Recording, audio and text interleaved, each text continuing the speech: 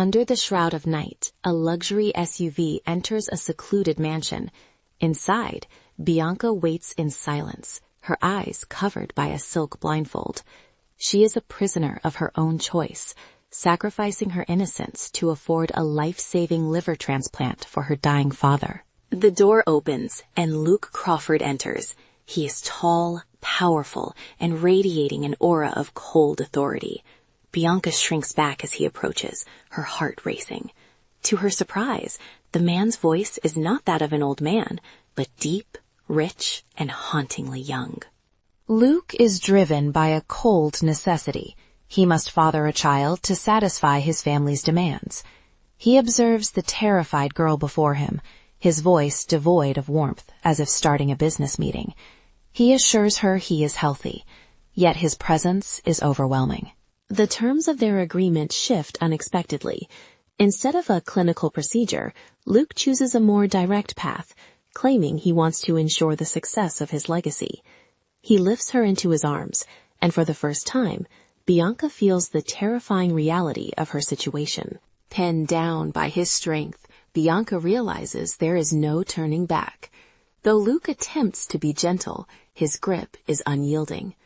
Caught between her desperation to save her father and the unknown man before her, Bianca prepares to endure a night that will change her life forever. Night after night, the mysterious Luke Crawford visited the mansion, leaving Bianca physically and emotionally drained. Driven by a desperate deal to conceive, she endured his silent, cold presence, feeling like a prisoner to a man who remained a shadow in the dark. On the final night of the month, the stranger left with a cold reminder of his expectations. Paralyzed by fear, Bianca listened to the click of his lighter outside, but couldn't bring herself to look out the window, terrified that seeing his face would turn her life into a permanent nightmare. A month of anxious waiting ended when 2 deep red lines appeared on a pregnancy test. Relief washed over Bianca, not because she wanted the child, but because it meant the harrowing nights were finally over. She hoped this was the beginning of the end of her ordeal. Though her body was now tied to the Crawford legacy, Bianca pleaded for a shred of her old life. She requested to stay in school and live in her modest rental room, rather than the suffocating mansion. To her surprise, the mysterious boss granted her the freedom she craved. Back in the safety of her small room, Bianca immediately called the hospital to check on her family. With the pregnancy confirmed and the deal moving forward, she prepared to carry a secret that would change her life forever, while struggling to forget the man who haunted her nights.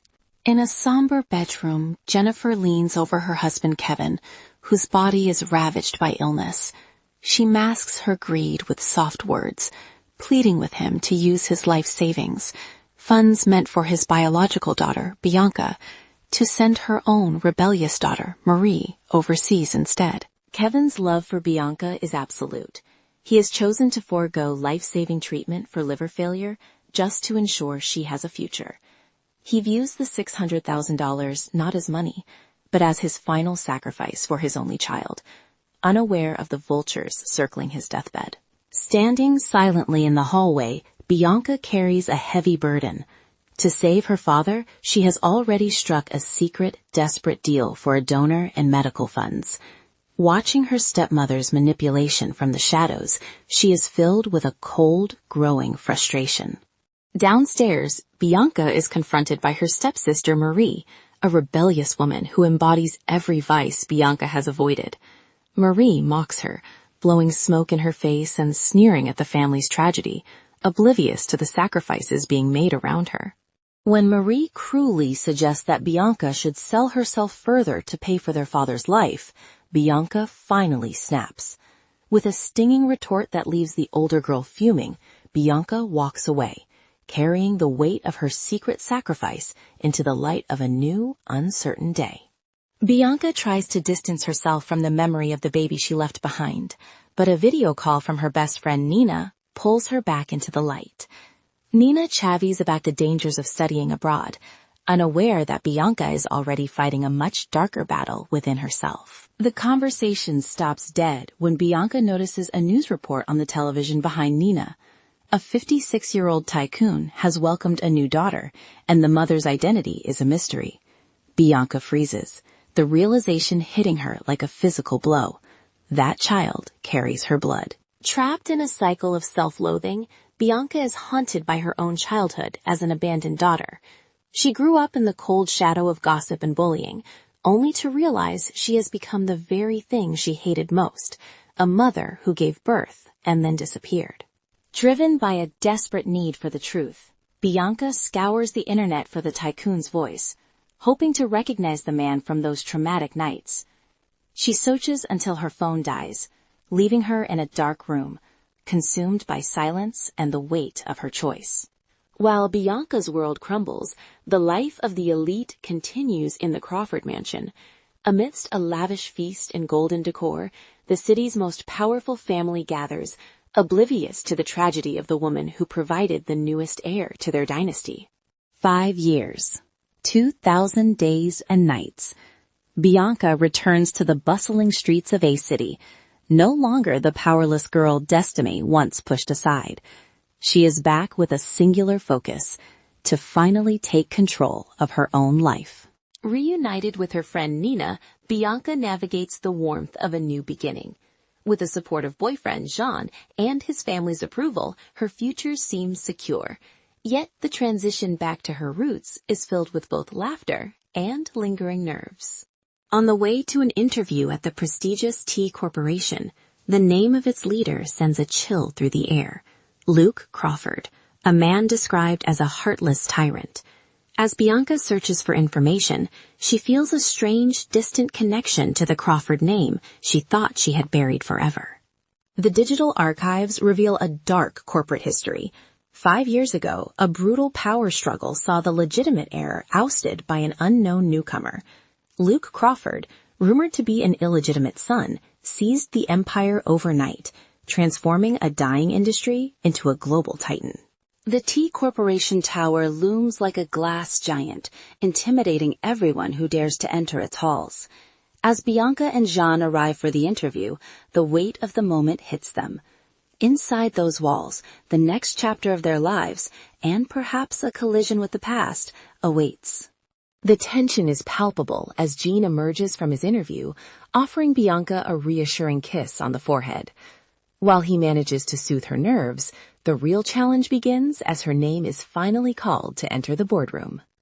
Inside the room, Bianca finds herself under the piercing, cold gaze of Luke Crawford. Though she maintains her composure and delivers a flawless introduction, his presence feels like a physical weight, unnerving her more than any interview question could. The interview takes a sharp, personal turn when Luke interrupts his colleagues to ask if Bianca is married or intends to be. Caught off guard by the intrusion into her private life, she answers truthfully, feeling a strange connection to the man who resembles someone from her past. Leaving the room with trembling knees, Bianca reunites with her friends to dissect the bizarre interrogation. They warn her of the harsh corporate culture, where a woman's personal life is often scrutinized, leaving her to wonder about Luke's true motives. The uncertainty vanishes when both Bianca and Jean receive the life-changing news. They've earned their spots at T Corporation. As they head to their first day of work together, a new chapter of ambition and hidden secrets begins. Alone in his office, Luke's frustration reaches a breaking point after Bianca's departure. He tosses aside his blueprints and turns to the wine cabinet, downing a glass in a desperate attempt to drown out the rising tension and cursed lust he feels for her. Back at home, Bianca packs for her business trip while checking in on Jean. Their conversation turns alarming when a violent, aggressive hammering echoes from Jean's end of the line, followed by a sudden, terrifying silence as he abruptly hangs up. The next morning, exhausted from a night of unanswered calls, Bianca meets her colleagues for the long drive to H City. Despite her deep anxiety over Jean's disappearance, she maintains her composure as they depart in a sleek black Bentley. After a 7-hour journey, the team arrives at their destination. Bianca retreats to her hotel room, meticulously ironing her clothes and preparing for work, but her focus is shattered by the deafening silence from Jean's phone. Finally, Jean's phone is switched back on, but the relief is short-lived. When Bianca tries to call him, The line rings endlessly until the call is coldly rejected, leaving her more alone and fearful than ever in an unfamiliar city. Bianca finds herself in a tense standoff with her boss's young children. The atmosphere is thick with awkwardness as the sharp-tongued little boy challenges her every move, making her wonder if she should have checked the almanac before leaving home today. Hidden away in the bathroom, the siblings engage in a heated debate. The brother is convinced that Bianca is just another pretty lady trying to marry their father, while the sister defends her, reminding him of their great-grandfather's advice not to judge a book by its cover. Attempting to bridge the gap, Bianca offers to put on cartoons, but the little boy scoffs at her childish suggestions. Every attempt at kindness feels like a misstep, as Bianca realizes she is completely out of her depth with these sophisticated, temperamental children. The boy demands Bianca's phone, searching for his father's contact to prove her hidden motives. To his shock, he finds nothing. No phone number, no messages, and no connection to his dad at all. The armor of his hostility begins to crack as his sister mocks his suspicion. The realization hits Bianca like a wave. The boy's hostility was born from a fear of her becoming his stepmother. As the sister triumphs in being right, Bianca prepares to clear the air, realizing that beneath the temper, these kids are just trying to protect the memory of their mother. After a secret feast of fried chicken, little Rainey is the picture of pure joy, clinging to Bianca's leg like a tiny, happy koala as they make their way back to the hotel room. When Bianca discovers the children are locked out of their own room, a late-night phone call to her colleague confirms the unthinkable. The kids will be staying the night with her. The room finally falls silent as Bianca lulls the siblings to sleep, tucking them into the large bed before she eventually succumbs to her own exhaustion, drifting off into a deep slumber. In the early hours of the morning, a vibrating phone and a deep, commanding voice on the other end startle Bianca awake, sending her heart racing as she realizes who is at the door. Bianca flings open the door to find her boss, Luke Crawford. Despite the scent of wine and the weariness in his eyes, he stands tall, radiating an air of undeniable authority and nobility. Caught in a moment of suffocating tension, Bianca finds herself cornered by her boss, Luke, in the shadows of her room. As his presence grows dangerously overwhelming, she battles a wave of internal conflict, desperately clinging to the memory of the man she truly loves to keep her resolve from crumbling. Realizing that gentle resistance will not be enough, Bianca finds a spark of desperate courage. In the dim light, she catches a glimpse of Luke's surreal features before delivering a swift, forceful blow to regain her freedom, shattering the predatory atmosphere of the encounter. Terrified and breathless, Bianca bolts from the room, the sound of the door slamming echoing behind her. She wanders the silent, winding hotel corridors late at night, driven by a frantic need to put as much distance as possible between herself and the danger she just escaped.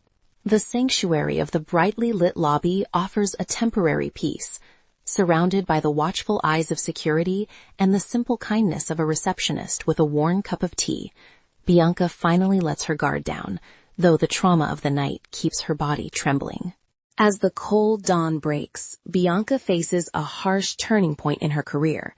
Shivering from a developing fever, but emboldened by her own strength, she resolves to demand respect.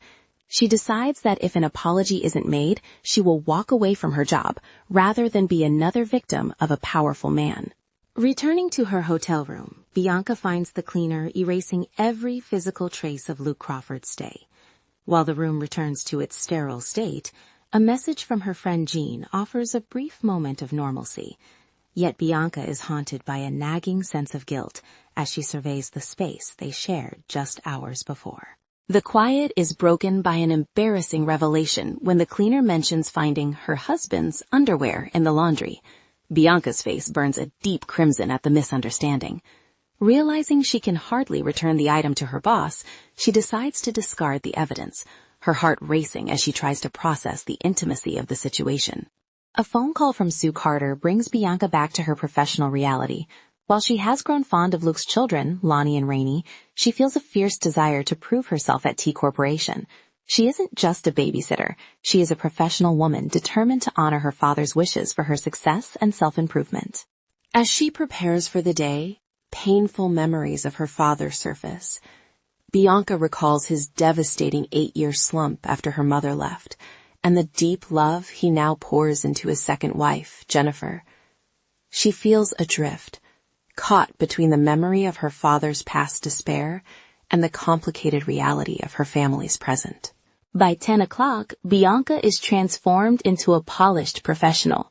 Stepping out to join the team, she finds herself in a separate car from Luke Crawford, who follows in a luxury vehicle behind her. As she learns the children are heading to the Ferris wheel, Bianca steels herself for the corporate challenges ahead, ready to reclaim her identity as an architect of her own future. As the group returns to their hotel, a subtle tension fills the air. Bianca greets Jason Doyle at the entrance, but his lingering, contemplative gaze catches the sharp eye of Luke Crawford, who watches the interaction with a cold, possessive scrutiny. Luke confronts Jason about his wandering eyes, his voice like frost. The arrival of Jean Langdon, a new employee and Bianca's boyfriend, adds to the complexity of the moment, as Luke's intimidating presence makes the atmosphere in the lobby thick with unspoken rivalry. Deeply unsettled, Luke retreats to his suite to brood over a glass of red wine. His dark mood is so palpable that even his 2 young children, waking from their nap, can sense the storm brewing within their father as they quietly prepare for the evening. Downstairs, Jean finds Bianca and pulls her into a rare, weary embrace.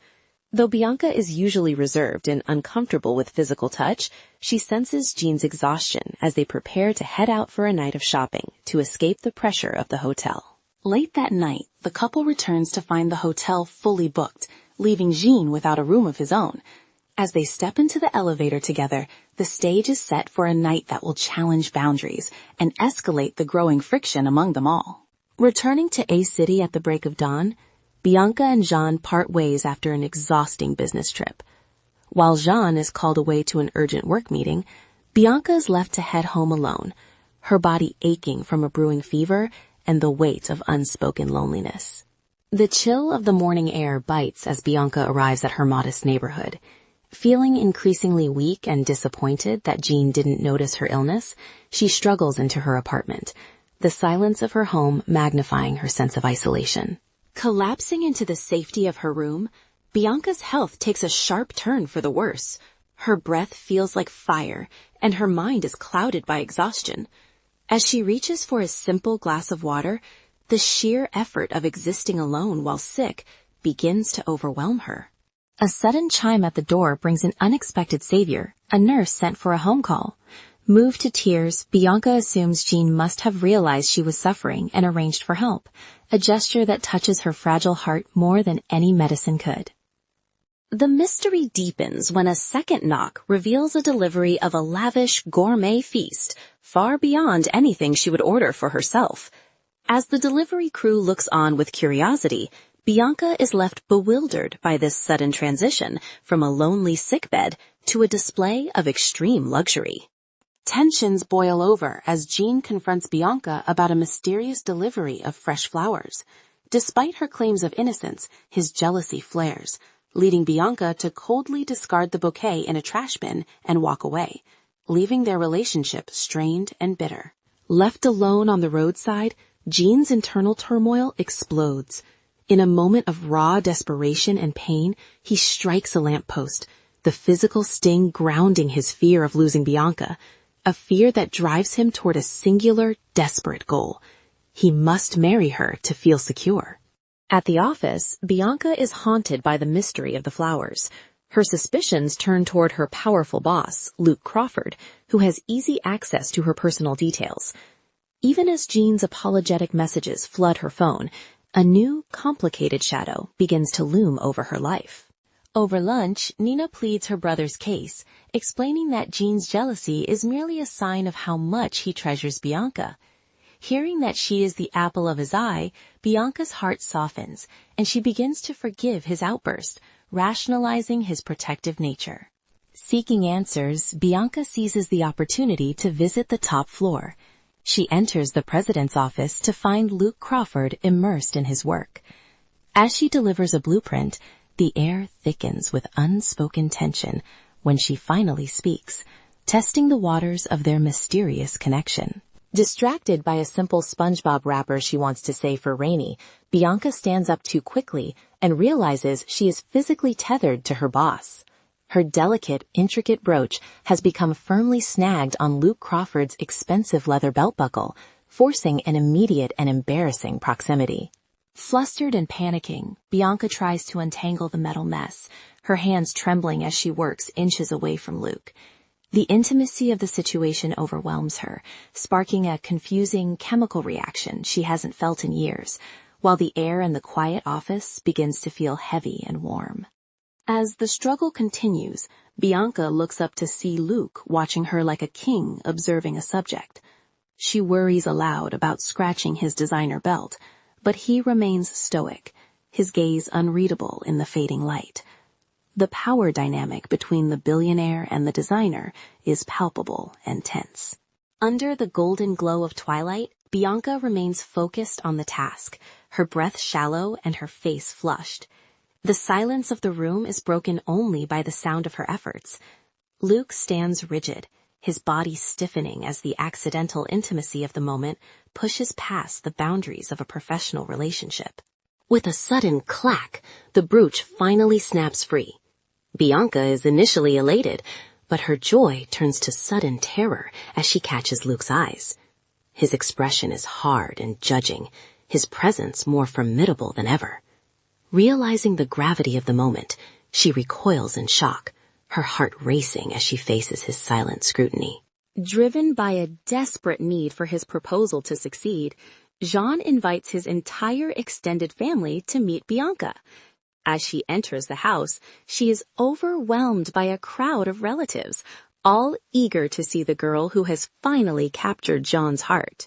Jean pulls Bianca into a tight embrace, confessing that he has loved her since she was a young girl. As he sobs into her shoulder, sharing his pain over her past suffering, Bianca's heart melts, overwhelmed by the intensity of a man who has waited a lifetime for her.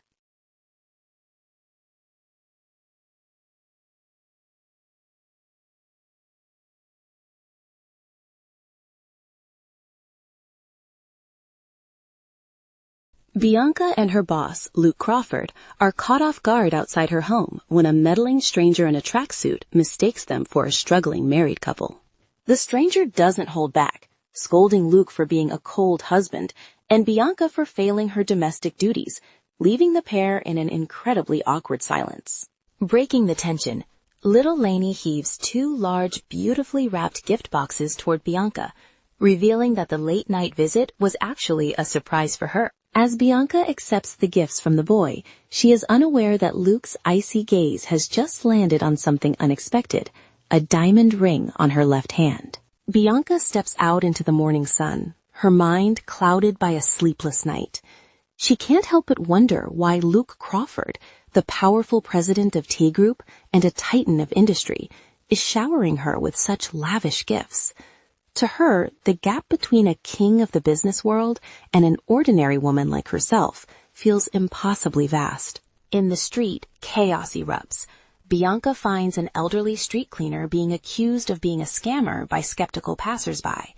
He has found the luxury items Bianca left behind, but no one believes they are real. The old man is caught in a whirlwind of suspicion and fear as he tries to defend his integrity. Stepping in to help, Bianca takes the old man to a high-end luxury boutique. She uses the original receipts to prove the authenticity of the brooch, ensuring the old man can exchange it for cash. In this temple of wealth, Bianca acts with quiet confidence to settle the matter. The exchange is life-changing. As the old man clutches the bag of money, he is moved to tears, realizing this fortune covers 5 years of his essential medicine. Bianca refuses to take a single cent, assuring the terrified man that the money is rightfully his to keep. Arriving late to work at the massive T Group, Bianca is haunted by the old man's story of loss and a hit-and-run accident. She realizes how fragile life is, even as she prepares to face the cold, towering world of the corporate elite and the mysterious intentions of Luke Crawford.